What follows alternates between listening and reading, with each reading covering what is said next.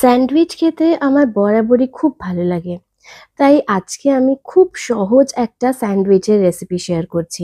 এখানে আমি chicken nuggets নিয়ে নিয়েছিলাম। নাগেটসগুলোকে আমি সাদা তেলে একটু শ্যালো ফ্রাই করে নিয়েছি।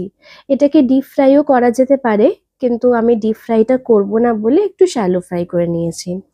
আর অন্যদিকে আমি শসা কুচিয়ে নিয়েছিলাম, একটু পেঁয়াজ কুচিয়ে নিয়েছিলাম। আপনারা কিন্তু গাজর কুচিও এতে ইউজ করতে পারেন। আমি সেটা আর ইউজ করিনি এখানে। তার সাথে আমি টমেটো সস, মেয়োনিজ অ্যাড করেছিলাম। কেউ যদি মাস্টার্ড সস ইউজ করতে চায় সেটাও কিন্তু এখানে অ্যাড করা যেতে পারে। তারপর আমি নাগেটসগুলোকে কুচি করে নিয়েছিলাম আর ভালো করে মিশিয়ে নিয়েছিলাম সস, পেঁয়াজ আর শসার সাথে। এটা আমাদের স্যান্ডউইচের স্টাফিং, যেটা একদম রেডি।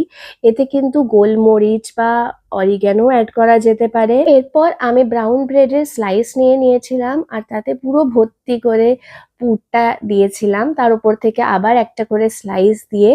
এরপর আমি ঘি ব্রাশ করে নিয়েছিলাম, তোমরা কিন্তু বাটারও ব্রাশ করতে পারো।